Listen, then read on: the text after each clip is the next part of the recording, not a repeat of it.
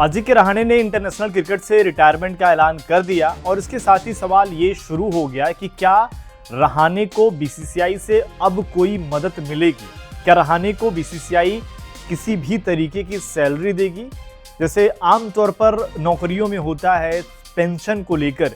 क्या बीसीसीआई का जो पेंशन नियम है वो रहाणे के सीन में काम करेगा, और अगर जो बीसीसीआई का पेंशन नियम है वो काम कैसे करता है, क्योंकि ये हर किसी को जानना होता है कई बार कि भाई बीसीसीआई पेंशन कितना देता है, खिलाड़ियों की लाइफ खेल के बाद कैसी होती है, उसके बारे में आपको बात करने वाले इस वीडियो में। और आपको समझाने वाले हैं कि बीसीसीआई हर महीने कितने सैलरी अपने खिलाड़ियों को देता है जो क्रिकेट छोड़ चुके हैं। ये आपको भी पता होगा कि क्रिकेट के बाद भी जो क्रिकेटर हैं और रहाणे के लेवल के हैं वो कमेंट्री करके अलग अलग लीग्स होते हैं, कई सारे रिटायरमेंट वाले, वहां से पैसा, यानी कि पैसा उनके पास कमाने के बहुत सारे साधन होते हैं।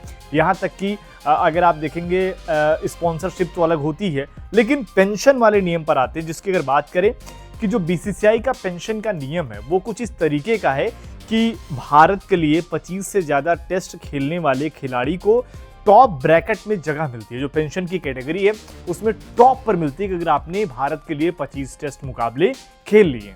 रहाणे ने भारत के लिए 85 टेस्ट और 90 वनडे मुकाबले खेले, यानी कि वो टॉप ब्रैकेट में तो आ रहे हैं। लेकिन इसमें जो खिलाड़ी होते हैं उनको सैलरी कितनी मिलती है, इनमें अगर आप देखेंगे जो टॉप ब्रैकेट वाले खिलाड़ी हैं उनको हर महीने 70,000 रुपए मिलते हैं। ये पहले कम था, 50,000 था, लेकिन जब सौरव गांगुली जो है वो बीसीसीआई को लीड कर रहे थे तब उन्होंने ये नियम बदला था कि भाई खिलाड़ियों को भी फायदेमंद होना चाहिए।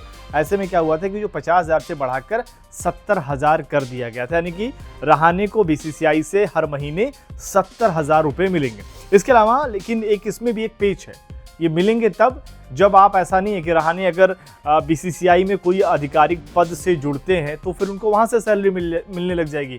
ऐसे में क्या होगा कि मान लीजिए वो कोच बन गए हैं, मान लीजिए वो सिलेक्टर्स के लिस्ट में आ रहे हैं, तो उनकी जो ये पेंशन है वो रोक दी जाएगी तब तक जब तक वो उस पोजीशन पर बने हुए हैं। जैसे ही उनका वो पद हटेगा उनकी जो होल्ड पेंशन है वो फिर से शुरू कर दी जाएगी।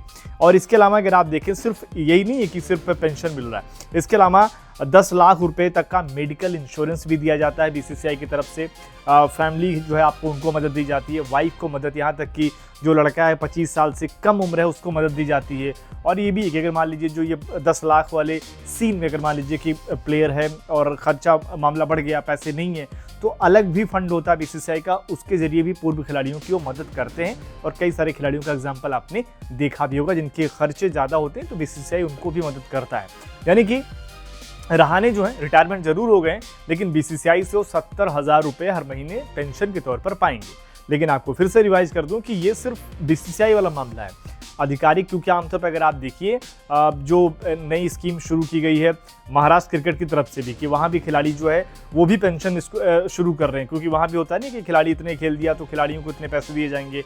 उन्होंने भी पेंशन स्कीम शुरू किया था और मुंबई से ही खेलते हैं रहाणे, लेकिन उसमें क्या सीन होता है कि आप 2 पेंशन नहीं ले सकते। अगर आप बीसीसीआई की पेंशन ले रहे हो तो आपको महाराष्ट्र क्रिकेट की पेंशन छोड़नी होगी। अब रहाणे के ऊपर है, ज़्यादा जहाँ पेंशन मिलेगी वहाँ की पेंशन लेंगे, और ज़्यादा अगर आप देखें तो ये बीसीसीआई की रहने वाली है। तो ये वाली सीन हो गई। बाकी फिर से आपको बता दें कि भाई आईपीएल में अगर आप किसी टीम में जुड़ते हैं, कोच या फिर कमेंट्री कर रहे हैं, चाहे स्टार के लिए, सोनी के लिए, अलग अलग प्लेटफॉर्म के लिए, यहाँ तक कि आप मीडिया चैनलों पर जाते हैं, एज ए गेस्ट बनकर बैठते हैं, वहाँ पर बातचीत कर रहे हैं, उसके आपको एक्स्ट्रा पैसे, यानी कि 70,000 तो रहाणे को हर महीने मिलेंगे ही। बाकी ये जो इधर उधर का अगर चीज़ है वो सब अगर जोड़ दिया जाए तो भी अगर आप देखें ठीक ठाक इनको पैसे मिलते रहेंगे। और जाहिर सी बात है आईपीएल में कहीं ना कहीं जुड़ जाएंगे। आईपीएल के अलावा दुनिया भर की लीग हो रही है और हर जगह भारतीय फ्रेंचाइजी की ही टीमें हैं, तो वहाँ से भी कहीं ना कहीं काम मिल जाएगा।